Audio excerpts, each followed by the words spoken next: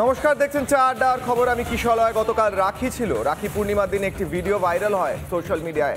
দেখা যায় কলকাতা পুলিশের একজন কর্মীকে একজন রাখি বেঁধে দিচ্ছেন এক মহিলা, এবং তিনি বলছেন যে আপনি আমাদের সুরক্ষা দেবেন তো, আপনারা যেভাবে কাজ করছেন আপনারা আমাদের সুরক্ষা দেবেন তো, আমাদের বাড়িতে যে মায়েরা বোনেরা মেয়েরা আছে পারবেন তো দিতে। এই সন্দেহর উদ্রেক কেন হচ্ছে জানেন? কারণ কলকাতা পুলিশ থেকে শুরু করে বিধাননগর পুলিশ কিংবা রাজ্যের প্রশাসন লাঠি হাতে তেড়ে যায় যখন কেউ শান্তিপূর্ণভাবে প্রতিবাদ করে, কিন্তু আর.জি. কর কাণ্ডে যখন ভাঙচুর চলে, দুষ্কৃতীরা ভাঙচুর চালায়, তখন তারা একটু দূরে দাঁড়িয়ে কাঁদানে গ্যাসটা ভুল দিশাতেই ছোড়ে বলে মনে হয় ভিজুয়াল দেখে। যখন আর.জি. কর কাণ্ডে গোটা আর.জি. করে প্রমাণ লোপাটের জন্যই বলা হচ্ছে ভাঙচুর চলে, তখন আধ ঘন্টা পুলিশকে খুঁজে পাওয়া যায় না, কিন্তু তারাই সমন পাঠাতে দেরি করে না যখন কেউ সোশ্যাল মিডিয়া লেখে যে এত দ্রুত ওই মহিলার কেন, সেই ডাক্তারের যাকে ধর্ষণ করে খুন করা হয় তার দেহ কেন সৎকার করা হলো। প্রশ্ন ওঠে পুলিশের কাজে, প্রশ্ন ওঠে পুলিশের প্রায়োরিটিজে। আজ প্রশ্ন করব, পুলিশ ঠিক কি চায়? আদৌ বিচার চায়, না যারা বিচার চায় তাদেরকে শায়েস্তা করতে চায়? অভয়াকাণ্ডে তলব তলব খেলা পুলিশের। অভয়ের ছবি প্রকাশ এবং সোশ্যাল মিডিয়ায় পোস্ট করার জেরে লালবাজারে তলব করা হয় দুই চিকিৎসক কুণাল সরকার ও সুবর্ণ গোস্বামীকে। 1 ঘন্টা জিজ্ঞাসাবাদের পর ছেড়ে দেওয়া হয় দুই চিকিৎসককে। আপাতত নোটিশ তুলে নিয়েছে লালবাজার। 1 ঘন্টা আপনারা কি জিজ্ঞেস করলেন স্যার? চিকিৎসকদের কি জিজ্ঞেস করলেন? নিজেদের স্বাস্থ্য সম্পর্কে। দেখুন প্রতিবেদন, ফিরছি আলোচনা।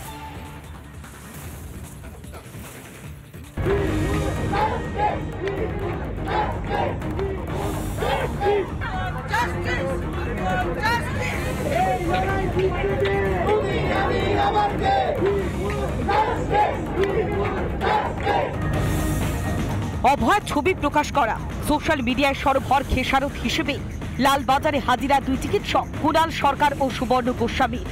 কলকাতা মেডিকেল থেকে মিছিল করে অন্যান্য চিকিৎসকদের সঙ্গে লালবাজারে হাজিরা দিতে যান দুই চিকিৎসক। গোটা সেন্ট্রাল এভিনিউ চত্বর এই মুহূর্তে চিকিৎসকদের দখলে। তারা ওই দুই চিকিৎসককে নিয়ে যাচ্ছেন লালবাজারের উদ্দেশ্যে এবং সঙ্গে রয়েছেন আইনজীবীরা। একের পর এক চিকিৎসকদের দেখাবো, তারা প্রত্যেকে কেউ হাতে রাখি পরে রয়েছেন এবং সেক্ষেত্রে দাঁড়িয়ে রাখিতে যে অভয়ার যে ঘটনা, সেই ঘটনার বিচার চাই। উই ওয়ান্ট জাস্টিস, মূলত এই দাবি। চিকিৎসকদের শান্তিপূর্ণ মিছিলের প্রতিরোধ করতেও যুদ্ধের প্রস্তুতি নেয় কলকাতা পুলিশ। লালবাজারের আগে আটকে দেওয়া হয় চিকিৎসকদের মিছিল। সামনে পুলিশের ব্যারিকেড এবং চিকিৎসকদের মিছিল যাচ্ছে। আমি দেখানোর চেষ্টা করছি সামনে পুলিশের ব্যারিকেড, চিকিৎসকদের মিছিল ধীরে ধীরে যাচ্ছে লালবাজারের দিকে। আপনারা প্রথমে সারিতে মহিলাদের যে মানববন্ধন, সেই মানববন্ধন লক্ষ্য করা যাচ্ছে। কার্যত দুর্গে পরিণত করা হয় গোটা লালবাজারকে। লালবাজারের ছবিটা তুমি দেখতে পাচ্ছ, এই যে লালবাজারের মুখটা অর্থাৎ মেডিকেল কলেজ যাওয়ার রাস্তা, সেই রাস্তাগুলো কিন্তু ব্যারিকেড করা হয়েছে। এখানেও বিভিন্ন জায়গায় পুলিশ কিন্তু মোতায়েন করা হয়েছে। প্রায় 1 ঘন্টা লালবাজারে দুই চিকিৎসককে জিজ্ঞাসাবাদ পুলিশের। চিকিৎসকদের কাছে পুলিশ নাকি সহযোগিতার আর্জি রেখেছেন, দাবি দুই চিকিৎসকের। এর ওর কানে ফিসফিস করে যে অমুকের নামে কাগজ আসছে, অমুকের নামে সমন আসছে, তারপরে আরও একটা দিক দিক করে অশান্তি তৈরি হয়। তারা কথাবার্তা বলুন, তারা ইনফর্মালি সেমি ফর্মালি এনগেজ করুন, কিন্তু এই যে ব্যাপারগুলো যেটা ধীরে ধীরে খালি আগুনের মধ্যে ফোঁটা ফোঁটা কেরোসিন তেল ঢালা হচ্ছে, এটা আমাদের বন্ধ করতেই হবে। পাশাপাশি চিকিৎসকদের ভবিষ্যতে তলব না করবার জন্য কড়া দাবি তুলেছেন দুই চিকিৎসক। সাহায্য করতে আমরা সবসময় প্রস্তুত, কিন্তু এটা তার তরিকা এটা নয়। তার মানে সাহায্য চাইবেন একদিকে, আর হচ্ছে সামন পাঠিয়ে ডেকে পাঠাবেন, এটা হচ্ছে যে ভারতবর্ষের চিকিৎসক সমাজ মেনে নেবে না, বাংলার তো নয়।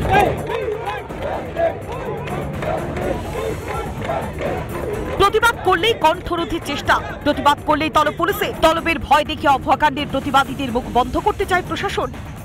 ভাঙচুর করলে চুপ, প্রতিবাদীদের দমনে তৎপর পুলিশ।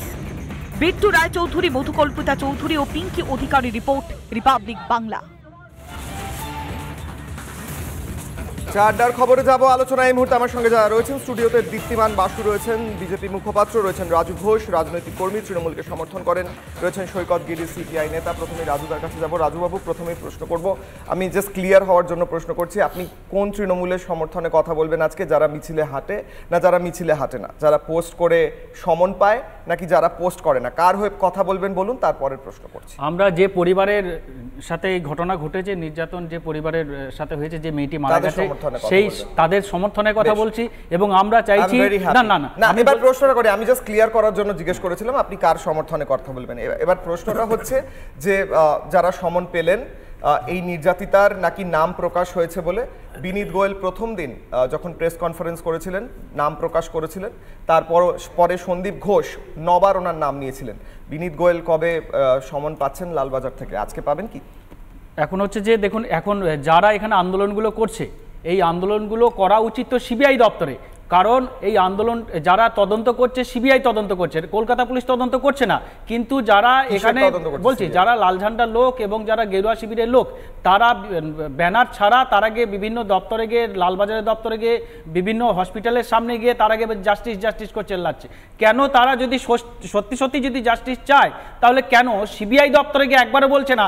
আজকে 8 দিন, গত মঙ্গলবার থেকে আজকে মঙ্গলবার 8 দিন হলো, সিবিআই কি করছে?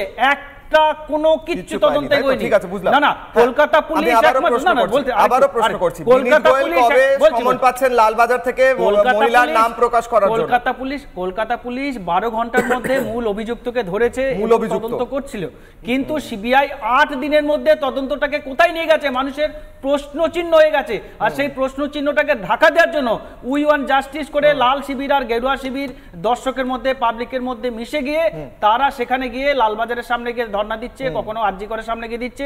তাদের ক্ষমতা নেই সিবিআই দপ্তরের সামনে গিয়ে বলছে। মোহনবাগান আর ইস্ট বেঙ্গলের ফ্ল্যাগ নিয়ে বেরিয়েছিল। এখন না, এখন সেটা খেলা তাদের বন্ধ হয়েছে। সেই ছেলেরা, তারা কি স্লোগান দিয়েছিলেন শুনুন। সেই ছেলেরা তো জানে না যে সেখানে সিপিএম নাশকতার ছক করেছে বিজেপির সাথে মিলিয়ে। সেখানে একটা, আপনারা যেটা জানেন সেটা কেউ জানে না কেন বলুন তো? পুলিশ জানেছে, আমরা কি করে জানবো? পুলিশের কাছে পুলিশ সেটাকে খবর পেয়েছে যে আরজি করের মতো সেখানে একটা দুর্ঘটনা ঘটাতে পারে এরা। তাই সেখানে বিনীত গোয়েল কবে সমন পাচ্ছেন লালবাজার থেকে মহিলার নাম প্রকাশের জন্য? না, সেটা তো পুলিশের ব্যাপার, কি করবে না করবে। সিবিআই আগে 8 দিন হলো, সেটা কি করেছে তার আগে সেই হিসাবটা দিক দর্শককে, যে 8 দিন ধরে সিবিআই কি তদন্ত এগিয়েছে। পুলিশ যেখানে 12 ঘন্টায় মূল অভিযোগ থেকে গ্রেফতার করেছে, সিবিআই কিছু করছে না কেন বলুন তো দীপ্তিমান বাবু? 1 মিনিট। আর দ্বিতীয় কথা, আমি যে প্রশ্ন করলাম উনি উত্তর দিলেন না। প্রথম দিন যে নাম প্রকাশ করেছিলেন তার নাম হচ্ছে বিনীত গোয়েল, কলকাতা পুলিশের কমিশনার। তিনি তো এখনো সমন পাননি, আর সিবিআই কিচ্ছু করছে না, রাজুদাও বলছেন। পুরো ঘটনাটার মধ্যে হাসপাতাল প্রশাসন, পুলিশ আর রাজ্য প্রশাসনের মধ্যে একটা নেক্সাস কিন্তু ফুটে উঠেছে। এবং যেটা মানুষের ক্ষোভ কিন্তু যে আউটবাস্ট হচ্ছে সব জায়গায়, irrespective of any political identity, এই যে আউটবাস্ট দেখছি না সাধারণ মানুষের, আমি তো অত্যন্ত কৃতজ্ঞ মানুষ হিসাবে, একজন সাধারণ মানুষ হিসাবে, কোনো দলের প্রতিনিধি হিসেবে না, যে সমস্ত বাচ্চা ছেলেমেয়েরা, আমার বোনের বয়সী, আমার ভাইয়ের বয়সী, আমার সন্তান তুল্য যে সমস্ত ছেলেমেয়েরা সেই দিনকে মোহনবাগান, মহামেডান, ইস্টবেঙ্গলের হয়ে যারা রাস্তায় নেমেছে, তাদের প্রতি আমরা কৃতজ্ঞ। তারা পুলিশের লাঠির ভয় করেনি, কিচ্ছুর ভয় করেনি। আমার প্রশ্ন হচ্ছে, একটা বিষয়ের জন্য যদি আন্দোলন মমতা বন্দ্যোপাধ্যায় করার অধিকার থাকে, মঞ্চ বেঁধে মিছিল করার অধিকার থাকে, তাহলে সাধারণ মানুষের থাকবে না কেন? সাধারণ মানুষের যে কোনোভাবে থাকছে না। রাজনৈতিক দল, আজকে আমরা দেখেছি যে বিজেপির মঞ্চ কিভাবে ভেঙে দেওয়া হয়েছে, পুলিশ ভেঙে দিয়েছে। ভাবা যায় না যে মঞ্চ একটা শান্তিপূর্ণ অবস্থানের ডাক দেওয়া হয়েছিল, সেই মঞ্চটাকে ভেঙে দেওয়া হয়েছে। তাহলে শাসক দল মিছিল করতে পারছে, কিন্তু এরা পাচ্ছেন না। আর তুমি যে কথাটা বললে বিনীত গোয়েলের কথা, বিনীত গোয়েলকে এখন অনেকে বিনীত গোয়েবেলস বলছে, কারণ তার মিথ্যা মানুষের কাছে প্রমাণিত। তার মিথ্যা কোথায় কোথায় প্রমাণিত, পুলিশ কি চেষ্টা করেছে আমরা প্রত্যেকে সবাই জানি।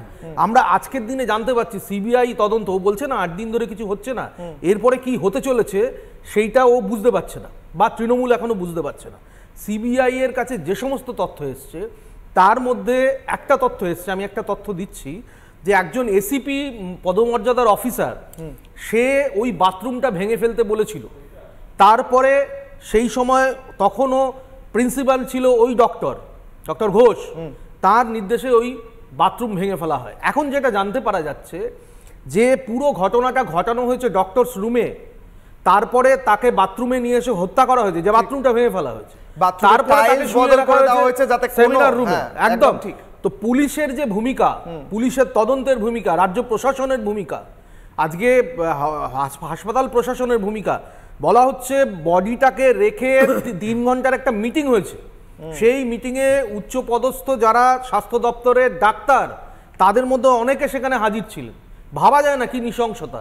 ইনি একজন সরকারি ডাক্তার ছিলেন। তুমি বলতে পারো কিশলয়, যে কথাটা সুবর্ণ গোস্বামী বা ডক্টর কুণাল সরকাররা বলেছেন তার জন্য তাদের সমন পাঠিয়ে ডাকা হলো? তুমি জানো আজকে গতকালকে কৃতি শর্মা বলে একটি 23-24 বছরের মেয়ে লেক টাউন থেকে তাকে পুলিশ তুলে নিয়েছে। তার অপরাধ কি? সে লিখেছিল আমি সিএম এর রেজিগনেশন চাই। তাহলে মমতা বন্দ্যোপাধ্যায়কে কতবার গ্রেফতার করা উচিত বুদ্ধবাবুর রেজিগনেশন চাওয়ার জন্য? এখান থেকে 1 সেকেন্ড, মমতা বন্দ্যোপাধ্যায় 1 সেকেন্ড রাজু বাবু আবার আসবো আপনার কাছে। করছে সেটা বিজেপির মুখপাত্রকে বলে দিয়েছে না না, সিবিআই অফিসাররা শোনা যাচ্ছে বিজেপির একটা সরাসরি কানেকশন আছে। আমি একটা এই মুহূর্তে 1 মিনিট রাজু বাবু আসবো আপনার কাছে। এই মুহূর্তে একটা গ্রাফিক্স দেখাবো দর্শকদের। মমতা বন্দ্যোপাধ্যায়ের বিভিন্ন 7 ঐতিহাসিক ভুল, সন্দীপ ঘোষকে পুনর্বহাল, বিনীত গোয়েলকে পদে বহাল করা থেকে কি কি করেছেন এই মুহূর্তে যা বলছেন সাধারণ মানুষ রাজ্যের, দেখবো এই মুহূর্তে 7টি ঐতিহাসিক ভুল। কোট আনকোট ঐতিহাসিক বলছি কারণ এইটাই এখন সোশ্যাল মিডিয়ায় চলছে, প্রত্যেকে কথা বলছেন লক্ষ লক্ষ মানুষ। প্রথম কথা হচ্ছে সন্দীপ ঘোষ নিজে পদত্যাগ করলেন, আমি ফেলিওর এই কথা মেনে নিয়ে। মমতা বন্দ্যোপাধ্যায় মানলেন না, তাকে বসিয়ে দিলেন আরেকটা পদে আরেক জায়গায়। বিনীত গোয়েলকে পদে বহাল করা, অভয় কাণ্ড ধামাচাপা দেওয়ার চেষ্টা করা, অপরাধীদের আড়ালের চেষ্টা করা, কুণাল সুবর্ণ সুখেন্দুদের লালবাজারে তলব করা, আবেগের ডার্বি বাতিল করা, ডার্বি বাতিলের পরবর্তীকালে কি হলো, এবং তারপর ঘটি বাঙালকে রাস্তায় ফেলে মার। অর্থাৎ কোথাও যেন মনে হচ্ছে যে ডিসেন্ট, ভয়েস অফ ডিসেন্ট যেটাকে বলা হয়, ভয়েস অফ ডিসেন্ট অর্থাৎ কেউ যদি প্রতিবাদ করে কেউ সেই কথা বললেই তাকে সমন করা হবে, নাহলে রাস্তায় ফেলে তাকে মারা হবে। আমি সৈকতের কাছে যাব। সৈকত, আজকের দিনে দাঁড়িয়ে এই রাজ্যে যদি কেউ রাস্তায় নেমে প্রতিবাদ করে তাহলে তাকে লাঠির বাড়ি খেতে হবে, আর যদি কেউ বাড়িতে বসে ফেসবুক বা এক্স হ্যান্ডেলে লেখে তাহলে তার বাড়িতে সমন চলে যাবে কিংবা তাকে গ্রেফতার করা হবে। তাহলে মানুষ প্রতিবাদ না করে মালা নিয়ে গিয়ে নবান্নের বাইরে দাঁড়িয়ে থাকবে, কি মনে হয়? দেখুন, বিষয়টা এখন দাঁড়িয়ে গেছে, গোটা রাজ্যের নাগরিক সমাজ তার সঙ্গে মুখোমুখি দাঁড়িয়ে রয়েছে রাজ্যের পুলিশ প্রশাসন, যাকে নিয়ন্ত্রণ করছে একটা স্বৈরাচারী শাসক। দেখুন, স্বৈরাচার আর নাগরিক সমাজের যদি লড়াই হয়, ইতিহাস বারে বারে সাক্ষী দেয় যে বরাবর স্বৈরাচারের প্রথম ঘটে, নাগরিক সমাজের জয় হয়। ডাক্তার, সাংবাদিক, আপনাদের এই সংবাদ মাধ্যমে সাংবাদিক সন্দেশখালীর ঘটনায় অ্যারেস্ট হয়েছিলেন, বারে বারে সাংবাদিক নিগ্রহ ঘটে, ডাক্তার, আইনজীবীরা তারা বারে বারে হেনস্থা হন, এবং অধ্যাপক, আপনার মনে আছে অম্বিকেশ বাবুকে দিয়ে শুরু হয়েছিল, যারা প্রতিবাদী চরিত্র, কৃষক, শিলাদিত্য, তানিয়া ভরদ্বাজ, প্রেসিডেন্সির মেধাবী ছাত্রছাত্রী। বর্তমানে আমরা এমন একটা জায়গায় দেখছি এই রাজনীতিকে নিয়ে যাচ্ছে রাজ্যের সরকার, যেখানে দাঁড়িয়ে যে চিরপ্রতিদ্বন্দ্বী 2 ক্লাব, সম্ভবত আপনি আপনার জীবদ্দশায় আর কোনোদিন দেখবেন কিনা জানি না, এবং আমি বইয়ের পাতায় পড়েছি খাদ্য আন্দোলন এবং খাদ্য আমি সেই ছবিগুলোও নিতে বলবো। একদম মাঝের উইন্ডোতে মোহনবাগান ইস্ট বেঙ্গলের প্রতিবাদ এবং তারপর পুলিশের একদম খাদ্য আন্দোলন পরবর্তীকালে এরকম ভাবে অভূতপূর্ব নাগরিক আন্দোলন এবং ঘটি বাঙালকে এক মেরুতে নিয়ে চলে আসা। ইস্টবেঙ্গল মোহনবাগান চিরপ্রতিদ্বন্দ্বী 2 ক্লাব, তারা রাস্তায় পড়ে মার খাচ্ছে, তারা বলছে যে ডার্বি বন্ধ কল্লিকর, জাস্টিস ফর আরজিকর, এই যে স্লোগান, এ তো নাড়া দিচ্ছে বাঙালি সমাজকে। মমতা বন্দ্যোপাধ্যায় বুঝতে পারছেন না। আচ্ছা, আপনি বলুন, বারবার আপনি বলছেন তৃণমূলের প্রতিনিধি বলবার চেষ্টা করছেন, আমরা কার কথা বিশ্বাস করব? বিনীত গোয়েলের কথা, মমতা বন্দ্যোপাধ্যায়ের কথা, নাকি ওই নির্যাতিতার মায়ের কথা? নির্যাতিতার মা বাবা কি বলছেন? বলছেন বিনীত গোয়েলের উপর কোনো আস্থা নেই, তিনি প্রথম থেকেই বারে বারে আত্মহত্যার তত্ত্বকে খাড়া করা, বারবার পোস্টমর্টম রিপোর্টকে প্রভাবিত করা, কিংবা বারে বারে তদন্তকে দ্রুতগতিতে শেষ করবার চেষ্টা করেছেন। তার মানে কোথাও একটা চাপ ছিল। সিবিআই এর কাছে কি তথ্য প্রমাণ আছে জানি না, সবার প্রথমে আস্থা ফেরানো একটা সরকারের প্রতি খুব প্রয়োজন ছিল। সরকারের উপর মানুষের আস্থা চলে গেছে। আপনারা যে 7 ঐতিহাসিক ভুল দেখালেন, দেখুন, শুধুমাত্র এখানে তো বিনীত গোয়েল, শুধুমাত্র এখানে সন্দীপ ঘোষ বিষয়টা তা নয়, সরকারের যে 14 তলার নবান্নের মাথায় যিনি বসে রয়েছেন, তার উপর যদি নাগরিক সমাজের আস্থা না চলে যেত, তাহলে তার দলের 2 সাংসদ যেভাবে প্রকাশ্য কথা বলছেন, কিংবা ইস্টবেঙ্গল মোহনবাগানের বহু সমর্থককে আমি জানি যারা হয়তো এই 24-এর নির্বাচনে তৃণমূলকে ভোট দিয়েছে, 14 তারিখ রাত্রে যারা মহিলারা নেমেছেন তাদের অনেকেই তৃণমূলকে ভোট দিয়েছিলেন। কিন্তু ওই যে আপনাকে বারবার বলছি, সবচাইতে ওই 7টা ঐতিহাসিক ভুলের থেকেও বড় ঐতিহাসিক ভুল বাংলার মানুষ বুঝতে পারছে যে 11 সালে মমতা বন্দ্যোপাধ্যায়কে নির্বাচিত করা। দেখুন, আজকের দিনে দাঁড়িয়ে লড়াইটা যখন নাগরিক ভার্সাস স্বৈরাচারী শাসক, স্বৈরাচারের পতন ঘটবে, নাগরিক সমাজের জয় হবে। তৃণমূল কংগ্রেসের প্রতিনিধিরা আসলে নাক্ষত দিয়ে রেখেছে, বন্ধক দিয়ে রেখেছে, মাল কামাতে হবে, তোলা তুলতে হবে, তার জন্য তৃণমূলের মমতার হয়ে চটি চাটার রাজনীতিকে প্রশ্রয় দিতে হবে। দেখুন, এই তৃণমূলের যারা প্রতিনিধি যারা বলছেন বা যারা সাফাই দিতে চাইছেন, তাদের জন্য একটাই বাক্য সোশ্যাল মিডিয়া চারিদিকে ভাইরাল হচ্ছে, এই সময়ে যারা দর্শক তারাও একটা সব প্যাসিভ ধর্ষক। আচ্ছা, মমতা বন্দ্যোপাধ্যায় কেন মিছিল করলেন ছোট্ট করে? ওনার দাবিটা কি ছিল? আমি রাজুদার কাছে জিজ্ঞেস করবো, কিন্তু আমি বলছি বিরোধী রাজনৈতিক দল থেকে দাঁড়িয়ে আপনার কি মনে হলো দূর থেকে দেখে মমতা বন্দ্যোপাধ্যায় মিছিল করে বলছেন যে বিচার চাই? দেখুন, মমতা বন্দ্যোপাধ্যায় ক্ষমতায় এসেছেন অরাজনৈতিক আন্দোলনের মধ্য দিয়ে, 11-র আগে নাগরিক সমাজের আন্দোলনের মধ্য দিয়ে, আর তিনি ভালোভাবে জানেন যে এই নাগরিক আন্দোলন তার কুর্সি কেড়ে নিতে পারে। তার জন্য তিনি খুব সুকৌশলে প্রথমে অ্যাপলিটিক্যাল মুভমেন্টের নাম দেওয়া, বাম রাম শ্যামকে জড়িয়ে দেওয়া, শ্যামকে আমি জানি না। 3 নম্বর হচ্ছে তার পরবর্তীকালে নিজে ঝান্ডা, তৃণমূলের ঝান্ডা হাতে রাস্তায় নেমে যাওয়া। আমি বলছি এটা কিন্তু পরিকল্পিত পরিকল্পনা। পুলিশ প্রশাসন, অ্যাডমিনিস্ট্রেশন, পুলিশের কাজ হয়ে গেছে সোশ্যাল মিডিয়া নজরদারি।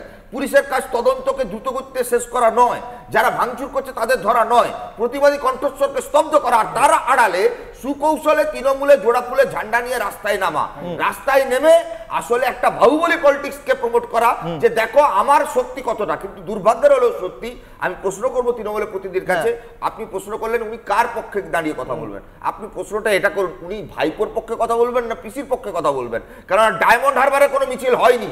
ডায়মন্ড হারবারে মিছিলের বদলে কি হয়েছে, নাকি সময়ের ডাক, সেনাপতি পদ দেখান। আমি বলছি পিসিকে ফেলে দিয়ে ভাইপোকে বসানো সুকৌশলে পরিকল্পিত পরিকল্পনা হচ্ছে না তো? যদি হয় তাহলে জেনে রেখে দিন, এই এক দফা এক দাবি শুধুমাত্র মমতার পদত্যাগ বিষয়টা নয়। মমতা বন্দ্যোপাধ্যায় মানে কালীঘাটের ওই পরিবার, এই সিস্টেমের ফসল এই মার্ডার, এই করাপশনের ফসল এই মার্ডার, এই করাপশনের ফসল এই রেপ। স্বাভাবিকভাবে পুরোটা সিস্টেমটাকে কন্ট্রোল করেছে 14 তলার নবান্ন আর কামাক্ষী। এরা কেউ আলাদা নয়, একই পরিবারের ভর কেন্দ্রে জড়িয়ে রয়েছে এই সিস্টেম। অতএব সিস্টেমকে উপড়াতে হলে এই পরিবারকে সরাতে হবে। বলুন। সিপিএমের আমলে মানে ওনারা ধর্ষণ নিয়ে কথা বললে পরে মনে পড়ে যায় 37 জন মহিলাকে বরযাত্রী গাড়ি থেকে নামিয়ে বামফ্রন্টের আমলে ধর্ষণ করা হয়েছিল। বানতলায় একজন মহিলাকে ধর্ষণ করে খুন করার পরে মুখ্যমন্ত্রীকে জিজ্ঞেস করলো, বলছে এমন ঘটনা ঘটতে পারে। আর এই রাজ্যের মুখ্যমন্ত্রী বলছে যে জেলের ভাত খাচ্ছে। বলছে তাপস মালিকের ধর্ষক কোথায়? কি বলেছিলেন? তাপস মালিকের বাবা জবে থেকে বললো যে তৃণমূল আমার মেয়েকে ধর্ষণ করেছে, তারপর আপনারা পালা দিতেও জান না, মুক্তিটা জানেন? তাপস মালিকের ছবিটা মনে আছে? এমন ঘটনা ঘটতেই পারে। আর এখন মুখ্যমন্ত্রী বলছেন যে আমরা ফাঁসি চাই। এই যুগের মধ্যে এখনকার মুখ্যমন্ত্রীর বিরুদ্ধে অভিযোগ থাকে, আপনারা একা করে রাজুদা এই ঐতিহাসিক জায়গা গিয়ে তৃণমূলের আমলেও কামদুনি চলে যাবে, অনেক কিছু কংগ্রেস হয়ে যাবে। আমি বলছি এখনের কথাটা বলুন। আমরা বলছি যে আমরা জাস্টিস চাই, আমরা দোষীর ফাঁসি চাই। আপনাদের আমলেই তো জাস্টিস পাওয়া যাচ্ছে না বলে কে দেবে? জাস্টিস সিবিআই দেবে। জাস্টিস সিবিআই দেবে? সিবিআই, হ্যাঁ, সিবিআই তদন্ত করছে। কে মমতা বন্দ্যোপাধ্যায় মুখ্যমন্ত্রী হলেন, নিজেকে পুলিশ মন্ত্রী বানালেন, নিজেকে হোম মিনিস্টার বানালেন, নিজেকে হেলথ মিনিস্টার বানালেন, আর জাস্টিস দেবে সিবিআই। কারণ কলকাতা পুলিশ তদন্ত করে মূল অভিযোগ আমি একটা সিবিআই 8 দিনের মধ্যে কি করছে কোনো হিসাব নাই। পুলিশ তদন্ত করে কি করেছিল দাদা? মন গড়া পুলিশ তদন্ত করে কি ধামা চাপা দেওয়ার চেষ্টা করেছিল? পুলিশ কি সঞ্জয়কে গ্রেফতার করে তাকে একমাত্র দোষী দেখিয়ে গোটা জিনিসটাকে সন্দীপ ঘোষকে পুলিশ জিজ্ঞাসাবাদ করেছিল? সন্দীপ ঘোষকে রিওয়ার্ড করেছিলেন আপনারা? সন্দীপ ঘোষকে রিওয়ার্ড করেছিলেন। অনেক তথ্য বেরিয়েছে যেগুলো সংবাদ মাধ্যমে আছে, আপনি দেখেন। আপনি হয়তো খবরের কাগজ পড়েন না। আমি এই মুহূর্তে একটা বাইক দেবো, আপনি কেন আমি এই মুহূর্তে সুবর্ণ গোস্বামী, গতকাল তাকে সামন করা হয়েছিল একা করে। এই মুহূর্তে সুবর্ণ গোস্বামী কি বলেছিলেন এর আগে 11ই আগস্ট যখন পুলিশ গিয়েছিল, এবং তারপর সুবর্ণ গোস্বামী যান সেখানে কথা বলেন, এবং তিনি কি বলেছিলেন এই গোটা ঘটনা নিয়ে শুনবো ফিরছি আলোচনা। সুবর্ণ গোস্বামী। ওনারা আরো যেটা হাসপাতাল কর্তৃপক্ষ প্রথমে ওনাদের ফোন করে জানান যে হচ্ছে যে আত্মহত্যা করেছেন মেয়েটি, সেটা ওনারা কিছুতেই মেনে নিতে পারছেন না। যে হাসপাতাল কর্তৃপক্ষের ধামাচাপা দেওয়ার কিছু আছে নিশ্চয়ই, না হলে তারা আত্মহত্যা বলে চালানোর চেষ্টা কেন করেছে। এবং শুধু তাই নয়, ওনারা এটাও বলছেন যে তার মা যে হচ্ছে যে পুলিশের একজন পদাধিকারী, তিনি এসে ওনাদেরকে নাকি টাকা পয়সা অফার করেছিলেন, যেটা শুনে আমরা তাজ্জব বলে গেলাম যে সত্যি যদি ধামাচাপা দেওয়ার না থাকে তাহলে হচ্ছে যে টাকা পয়সা অফার ওনার মা বলেছেন আমাদের, যেটা হচ্ছে ওনার কাছ থেকে আমরা প্রথম শুনলাম যে কোনো এক উচ্চপদস্থ পুলিশ অফিসার, তিনি নাকি এরকম সময় যখন এটার সৎকারও হয়নি সেই সময়টাতে নাকি ওনাকে। ডক্টর সুবর্ণ গোস্বামী এই প্রশ্ন তোলার পরেই তারপর সমন পাঠানো হয় তাকে। প্রশ্ন তো অভয়ার মা এবং বাবাও তুলেছেন পুলিশ প্রশাসন নিয়ে, তদন্ত নিয়ে এবং গোটা ঘটনা যেভাবে হ্যান্ডেল করা হচ্ছে তা নিয়ে। তাহলে কি অভয়ার মা বাবাকে এবার সমন পাঠাবে কলকাতা পুলিশ? অপেক্ষা করছি সেটারও। ফিরছি আলোচনায় ছোট্ট বিরতির পর, দেখতে থাকুন।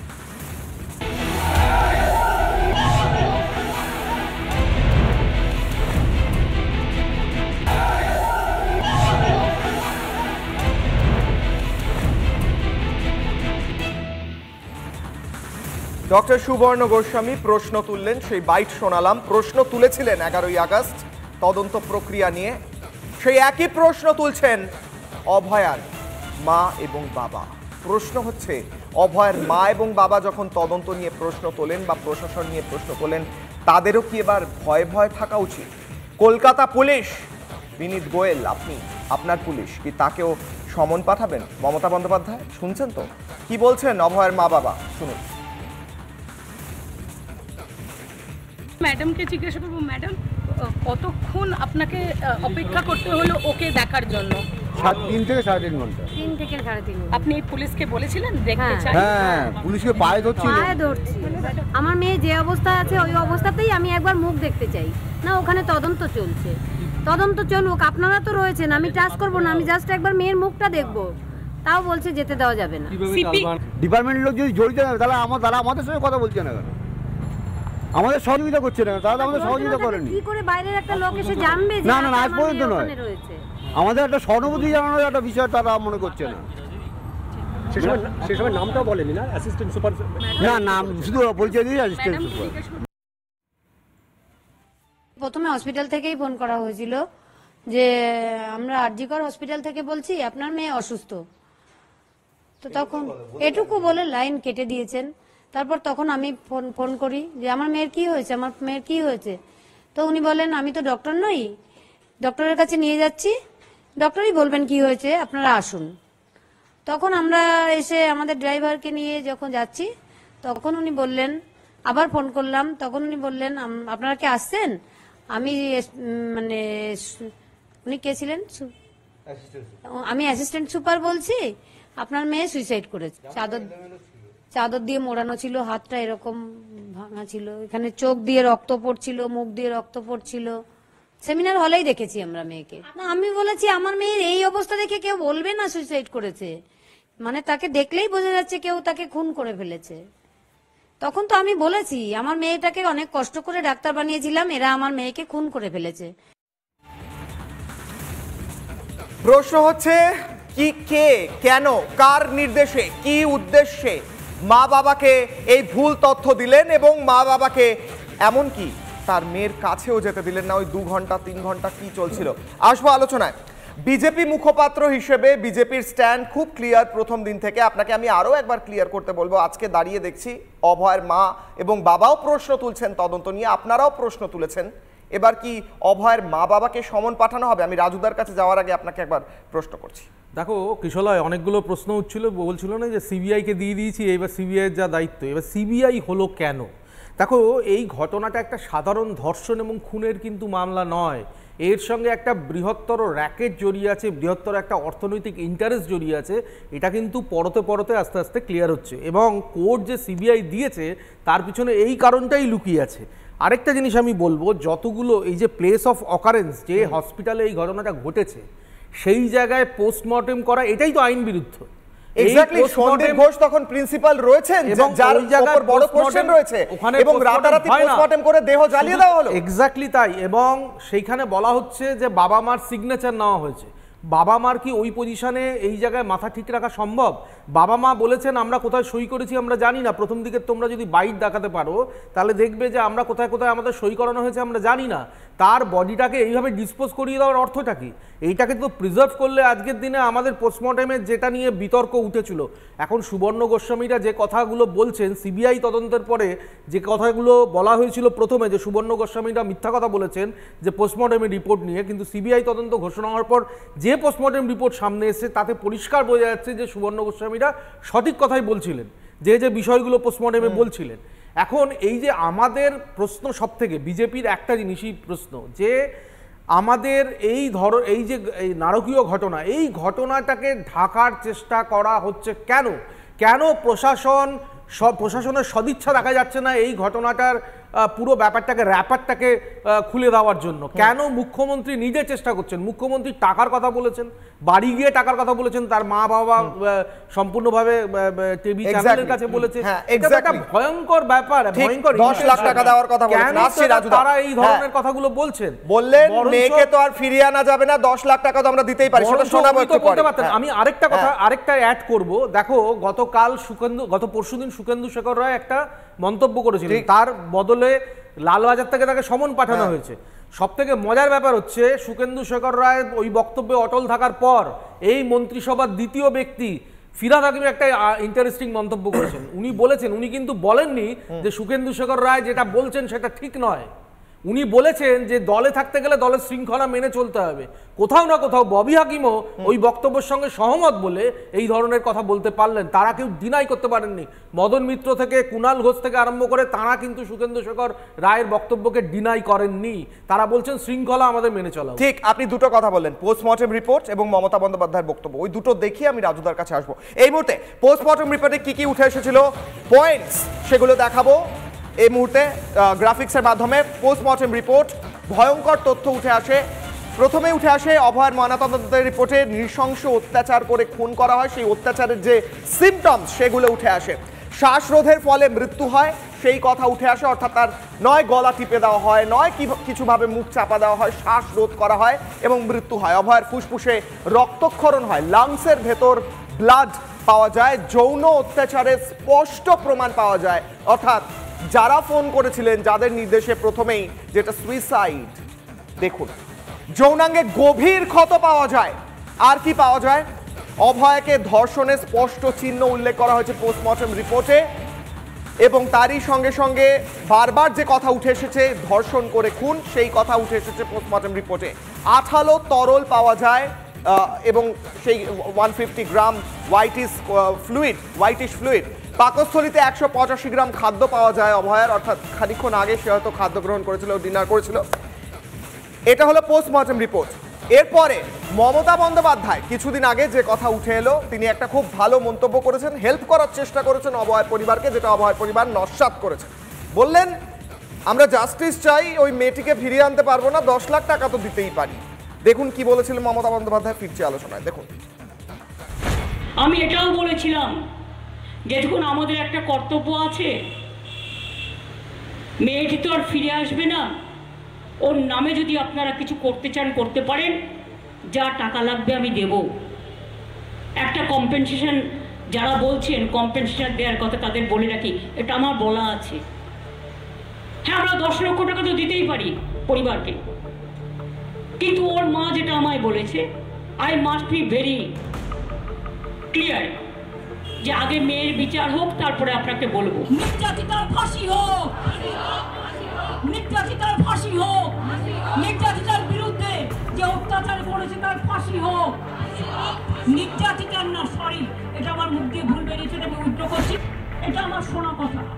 আই মে বি রং, যদি ইনভেস্টিগেশনে আমায় কেউ কারেক্ট করে দেয় আমি খুশি হব। আমি যেটুকু তদন্ত হয়েছিল তার থেকে শুনেছিলাম রাত্রির 1টা পর্যন্ত তারা একসাথে খাওয়া দাওয়া করেছেন, ততক্ষণ সে ভালো ছিল। রাত্রি 3টে থেকে সকাল 9টা পর্যন্ত ডিউটিরত অবস্থায় যদি টেস্ট না পাওয়া যায়, আপনারা কেউ খবর নিলেন না? কেন খবর নিলেন না এই 6-7 ঘন্টা? যতই কুৎসা করুন, যতই অপপ্রচার করুন, যতই ফেক ভিডিও ছাড়ুন, ওগুলো ফেক ভিডিও। আমি বলছি ফেক, ফেক, ফেক, সত্য নয়।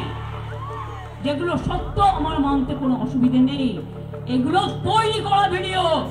আমি যতটুকু ইনফরমেশন পেয়েছি, বহিরাগত কিছু রাজনৈতিক লোক বাংলায় অশান্তি করতে চান, বাম এবং রাম, তারা একত্রিত হয়ে এই গন্ডগোলটা করেছে। এতদিন তদন্ত চলছে, তদন্ত পুলিশের হাত থেকে সিবিআইয়ের হাতে গেছে। কলকাতা পুলিশের হঠাৎ মনে হলো আরজি করে বড় দুর্নীতি হচ্ছে। হঠাৎ করে আরজি কর কাণ্ডে সিট গঠন হলো এবং সিট গঠন করে 4 জনের একটি সিট গঠন করার পরে হঠাৎ করে আরজি করের দুর্নীতির তদন্ত শুরু হলো।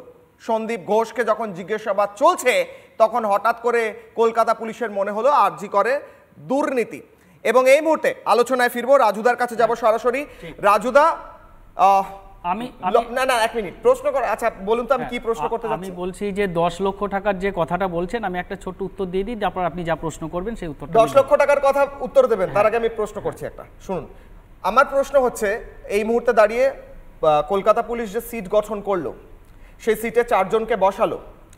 আরজিকর কবে থেকে এই রাজ্যে ফাংশনাল রয়েছে এবং রাজ্য সরকারের আন্ডারে রয়েছে? এতদিন পর হঠাৎ করে কলকাতা পুলিশের মনে হলো, রাজ্য প্রশাসনের মনে হলো আরজিকরে দুর্নীতি হয়। আচ্ছা আমি একটু বলে দিই, এটা বলছি আপনাকে। প্রথম যেটা আপনাদের প্রথম থেকে বলছেন যে মমতা বন্দ্যোপাধ্যায় 10 লক্ষ টাকা দেবে বলেছে, এটা বিরাট অপরাধ হয়ে গেছে। আমি সবার জানার উদ্দেশ্যে বলে দিই যে কেন্দ্র সরকারের একটা প্রকল্প রয়েছে, ক্ষতিপূরণের প্রকল্প, যেটা হলো national legal service authority, NALSA বলা হয়। এখানে একটা চার্ট আছে যে কিভাবে ক্ষতিপূরণটা দেওয়া হয়। জীবনহানি 5 থেকে 10 লক্ষ টাকা, ধর্ষণ গণধর্ষণ 5 থেকে 10 লক্ষ টাকা, ধর্ষণ 4 থেকে 7 লক্ষ টাকা, ধর্ষণের ফলে অন্তঃসত্ত্বা 3 থেকে 4 লক্ষ টাকা, এগুলো কেন্দ্র সরকারের। এই রেটটার একটা গ্রাফিক্স করে দিন।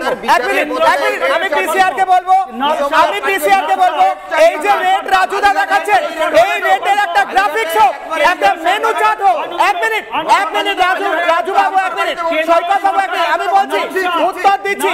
এক মিনিট, একটা ভয়ঙ্কর ধর্ষণ হওয়ার পর আইনের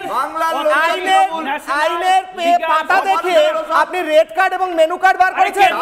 কেন্দ্র সরকার থাকুক, রাজ্য সরকার থাকুক, একটা ভয়ঙ্কর ধর্ষণ হওয়ার পর একটা বিচার দেওয়ার জায়গায় আপনি বিচারের কথা বলছেন না।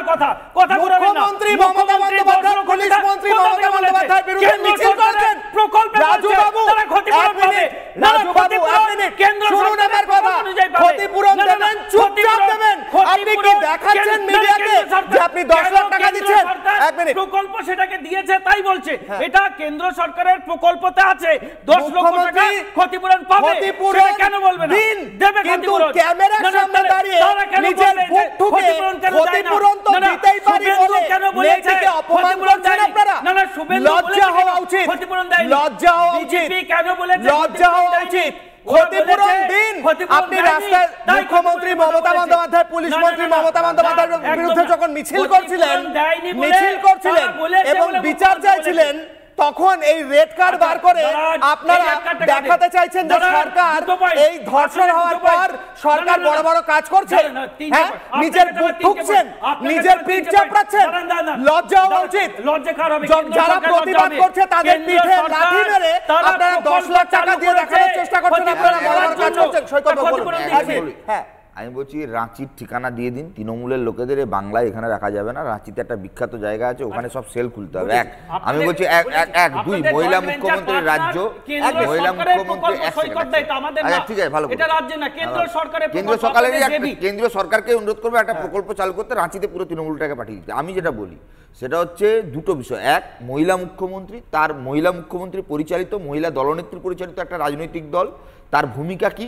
এক, কে বব কাট চুল সাইজ করবে, কে জিন্স পরবে, কে বয়ফ্রেন্ডের সঙ্গে ঘুরতে যাবে, কে এনকাউন্টার করতে বলবে, কে দিনহাটায় ছাত্রছাত্রীদের উপর গতকাল রাতে লাঠিচার্জ করবে, গুন্ডামি করবে।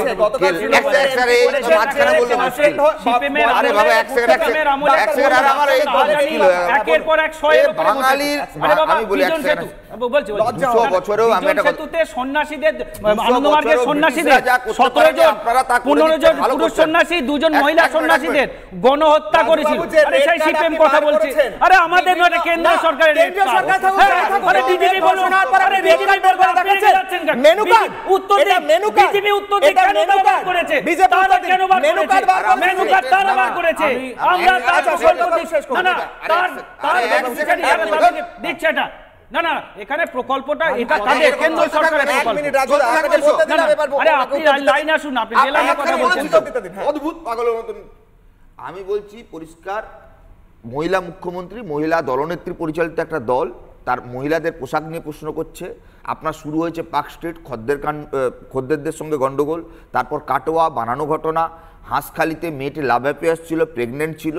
তার পরবর্তীকালে যত ঘটনা ঘটেছে, সাজানো ঘটনা অথবা ছোট্ট ঘটনা, গতকাল দিনহাটায় বাচ্চা বাচ্চা ছেলেমেয়েরা উই ওয়ান্ট জাস্টিস স্লোগান দিচ্ছিল, হাতে লাঠি সোটা বন্দুক নিয়ে আক্রমণ চালিয়েছে জোড়াফুলের তৃণমূলের মমতার পোষা ভাই ভাইপোরা।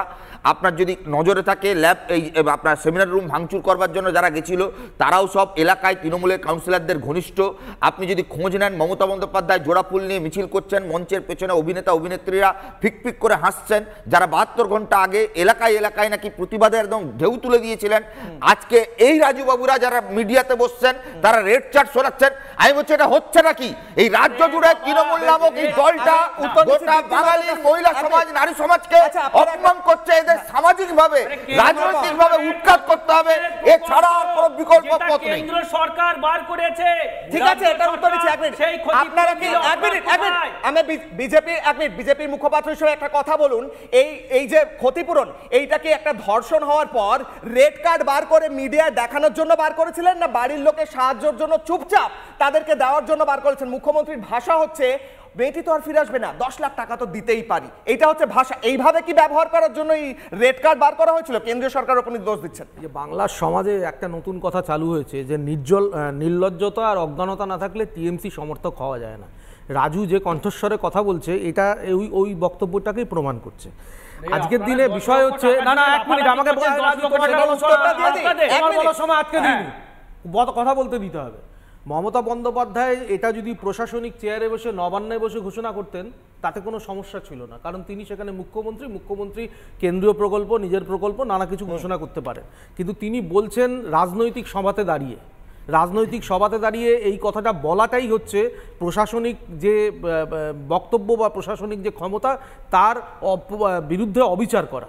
তো দ্বিতীয় কথা হচ্ছে আরেকটা যে জিনিস মমতা বন্দ্যোপাধ্যায় অদ্ভুতভাবে চেষ্টা করছেন, নিজে তদন্ত আটকানোর চেষ্টা করছেন, আর পাশাপাশি 10 লাখ টাকা দেওয়ার কথা বলছেন।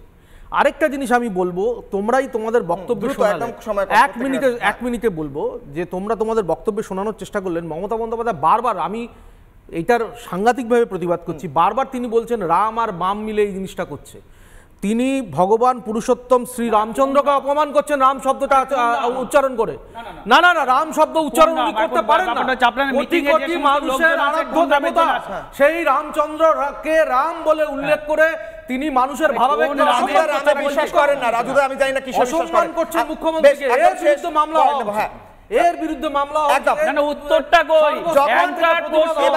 কেন্দ্র সরকারের চার্ট, সেটা নিয়ে কেন্দ্র সরকার সেই চার্টটা করেছে, তার উত্তর কই? সেই চার্টটা উত্তর দিলেন রাজনৈতিক দলের মঞ্চে দাঁড়িয়ে বলার জন্য না। এবার রাজুদা আমার একটা শেষ প্রশ্ন আপনার কাছে। 3 মিনিট সময় আছে, তাদের ক্ষতিপূরণ 3 মিনিট সময় আছে। রাজুদা আমার প্রশ্ন আছে, রাজুদা বিক্রি হতে পারে। 1 মিনিট শেষ প্রশ্ন আছে। ওনারা রিজেক্ট করেছেন। আমার যারা 10 লাখ টাকা বিক্রি হয়, একদম 3 মিনিট বাকি আছে, প্রত্যেকের কাছে যাব। আমার শেষ প্রশ্ন, মমতা বন্দ্যোপাধ্যায় মিছিল করেন রাস্তায় উই ওয়ান্ট জাস্টিস বলে, গোটা রাস্তা ব্লক করে। আমি নিজে আটকে পড়েছিলাম বাইক নিয়ে, সেই দিন মিছিলের পিছনে ছিলাম আমি ছিলাম। শুনুন, সেই লজিকে, যে লজিকে এই মোহনবাগান ইস্ট বেঙ্গলের ছেলে মেয়েগুলোর ওপর মারধর করা হলো, পুলিশি লাঠিচার্জ করা হলো, তারা নাকি রাস্তা ব্লক করছিল বলে তাদেরকে ফেলে মারা হলো, তাহলে তো মমতা বন্দ্যোপাধ্যায় এবং তিনি যখন মিছিল করছিলেন তার সাথে যারা করছিলেন তাদের ওরকমই ফেলে মারা উচিত ছিল। এই একই লজিকে, আমি লজিকের কথা বলছি, তাহলে কেন করা হলো না? মমতা বন্দ্যোপাধ্যায় যেখানে মিছিল করেছিলেন সেখানে পুলিশের অনুমতি ছিল, আর 163 ধারায় যে জারি করেছিল সেখানে কোনো অনুমতি না নিয়ে কেউ যদি সেখানে মিছিল করে পুলিশ আটকাবে, এটা স্বাভাবিক ব্যাপার। মিছিল যদি করতে হয় পুলিশের অনুমতি নিয়ে পুলিশ একমাত্র মমতা বন্দ্যোপাধ্যায়কেই অনুমতি দেবে, সবাইকে দেয়। কে বলে দেয় না? সবাই মমতা বন্দ্যোপাধ্যায় রাস্তা ব্লক করে মিছিল করলে হচ্ছে না। এত আন্দোলন হচ্ছে, মিছিল অনুমতি দিচ্ছে না। দাশগুপ্তকে অনুমতি আছে, কাকে অনুমতি দেয়? স্বপন দাশগুপ্ত সব জায়গায় গতকাল মিছিলের অনুমতি দেওয়া হয়েছিল না। কিছু জায়গায় অনুমতি দেয় না, প্রত্যেক জায়গায় তারা শুধুমাত্র মমতা বন্দ্যোপাধ্যায় দেয়। তাই তো শেষ কমেন্ট দ্রুত 10 সেকেন্ডে শেষ করুন, বাকিদের কাছে যাব 10 সেকেন্ড। না, আমি বলছি প্রত্যেক জায়গাতেই তাদের অনুমতি দেওয়া হচ্ছে। কিছু জায়গার ক্ষেত্রে যদি ল এন্ড অর্ডার ইস্যু হয়, মনে হচ্ছে সেখানে নাশকতা ঘটবে এমন পুলিশের কাছে ইনফরমেশন থাকছে, সেই ক্ষেত্রে পুলিশের কাছে ইনফরমেশন ছিল মোহনবাগান ছেলেমেয়েগুলো বোমা বন্দুক নিয়ে আসবে, পুলিশ বলেছিল প্রেস কনফারেন্স করে। 10 সেকেন্ড একদম শেষ। জিনিস ঘটতো ওই ইয়েতে খেলার মাঠে, তাই পুলিশ বোম বন্দুক নিয়ে ইস্ট বেঙ্গলের সমর্থক মোহনবাগানের সমর্থকরা আসবেন এমনটা প্রেস কনফারেন্স করে বলেছিলেন বিধাননগর পুলিশ। বলুন। পুলিশ মন্ত্রী রাজনীতি করবেন আর বিরোধীরা রাজনীতি করতে পারবে না, এটাই হচ্ছে অরাজনৈতিক রাজনীতি করবার কারণ। 1 2 এই সময়ে যারা ধর্ষক অথবা ধর্ষকদের আড়াল করবার চেষ্টা করছে তাদের জন্য একটাই পারফেক্ট লাইন, ধর্ষকদের গালে গালে জুতো মারো তালে তালে, ধর্ষকদের যারা আড়াল করছে তাদেরও গালে গালে জুতো মারো তালে তালে। কারা ধর্ষকদের আড়াল করছে? তৃণমূল কংগ্রেস, সরকার, প্রশাসন, পুলিশ, যারা এই পুরোটাকে আড়াল করবার চেষ্টা করছে, রাজীব বাবু যারা 10 লাখ টাকায় কিনতে চায়, আনিস খানের বাবা আর অভয়া তিলোত্তমা এই নির্যাতিতার বাবা থাপ্পড় লাগিয়েছে। যদি জাস্টিস চাইতো তাহলে তদন্তটা ঠিক করে করার চেষ্টা করতো, তদন্তের প্রতিবন্ধকতা সৃষ্টি করতো না। আমি একটা ইনফরমেশন দেবো, মনোজ মিশ্র যে ডায়েরি অফ ওয়েস্ট বেঙ্গলের ডিরেক্টর, গত 4 দিন ধরে নিখোঁজ। উনি কলকাতা পুলিশের সমনে কলকাতাতে এসেছিলেন।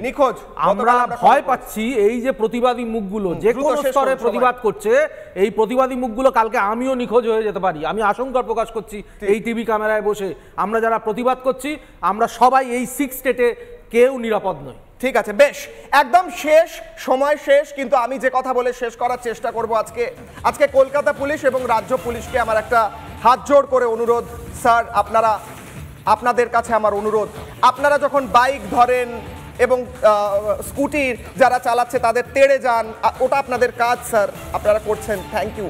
কিন্তু দুষ্কৃতীদের পিছনেও তো এভাবে তেড়ে যেতে পারেন মাঝে মাঝে, ফর আ চেঞ্জ। যখন দুষ্কৃতীরা ভাঙচুর করে তাদের পিছনেও তো তেড়ে যেতে পারেন মাঝে মাঝে, ফর আ চেঞ্জ। যখন ধর্ষণ হয়, ধর্ষকরা ঘুরে বেড়ায় এবং ধর্ষণ হওয়ার পরে যারা তার পিছনে মদত দিয়েছিল তাদেরকে উন্নত জায়গায় আরও বেটার পোস্ট দেওয়া হয়, তাদের পিছনেও তো মাঝে মাঝে লাঠি নিয়ে দৌড়তে পারেন। বাইকের পেছনে নয়, একদিন পর দৌড়বেন। ধন্যবাদ, দেখতে থাকুন রিপাবলিক বাংলা।